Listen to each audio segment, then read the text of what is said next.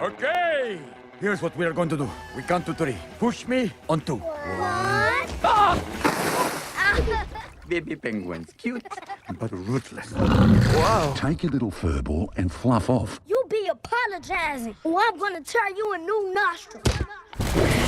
And thank you very much, sir, for the interview first. You didn't do too bad in the movie. You got to be with Sofia Vergara. Not a bad day. Not a bad day. It's great to be with her. She's really funny, which is a gift. But you see her on television, you go, wow, and then you see her in person, it's like, wow. But for me, it was great just because she's so funny. And just when she goes, Ramon, I'm like, okay, great. That's a good day.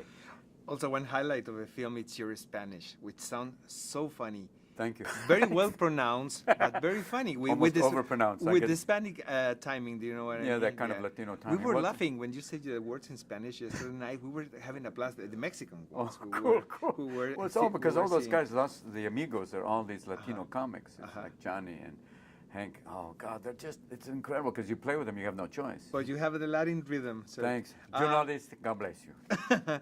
What skills does an actor has to have to do a great job putting voice in animation film? You just have to create a character that as much as you would do in a regular film.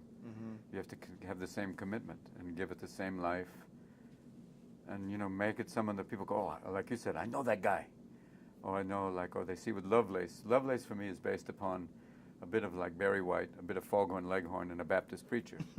He has all that stuff going on because I grew up in Detroit. I'd hear these guys, I'll tell you right now, bring the power of love. And at the same time, while they're talking about God, they're also looking at the woman in the front row going, I'll get to you, darling. I'm going to lay my hands upon you. So you give them the same depth. The only thing is you don't have to worry about looking, being in makeup no more, and your face. And then these animators take what you give them and go further, which is the gift. That's what's kind of wonderful. That's why I love doing animation. You have done this other times, so I want to ask you this question.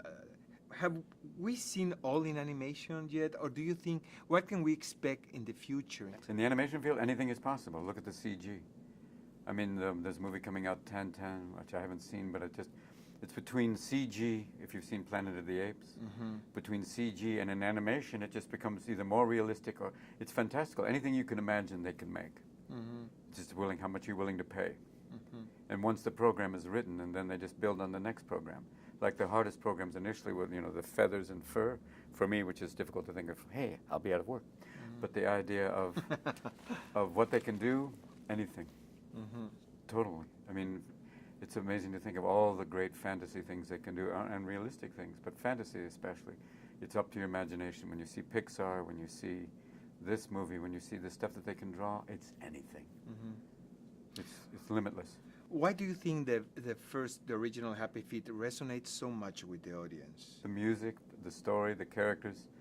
I think the music, he drove a lot with music, but it was also the idea of the family, the sense of the connection. And that the penguins, they're pretty lovable in that way, but they take it as a metaphor for, as being, they're very social. And you see how they can relate. Especially in this one, you see they're facing these environmental problems that we're having to face too. It's real. That stuff, the icebergs breaking off, that giant iceberg is a real thing in Antarctica. They're called doomsday icebergs. They break off, they start to float northward, or they change the total landscape and the environment, forcing them to deal with it. And like one of the scariest images, and it's just the one image of the polar bear perched on a tiny piece of ice, and in the background's a killer whale coming, and that's not going to end well. That's going to be a bad day for the bear. So, I mean, that's what it's about. And I think that's why the first one kicked, was the music mainly, because the dance numbers were huge. We were thinking about the message of the film, the messages, because they're very clear, and very hard, very contempt.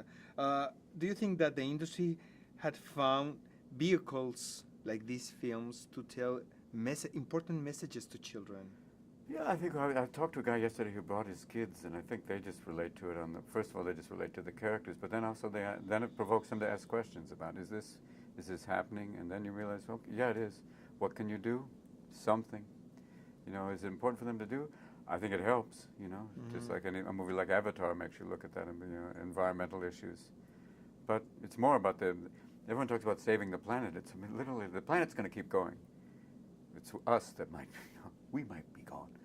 But this kind of talks about that, using penguins as a metaphor, and about cooperation. It's a weird thing when there's disasters in the world.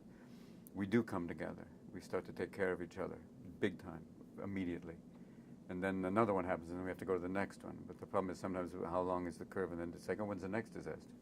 But we do come together, and it's weird that it takes that to get you to do it, but that kind of like what they're doing, with you work together in order to find a solution. Thank you very much. De nada, sir. con mucho gusto. What can he do? He's just an ordinary penguin. Oh! Sorry. Uh-oh. That's not healthy. Two happy feet. Happy feet too. Mamacita! Ramon, you're beautiful. Only on the outside.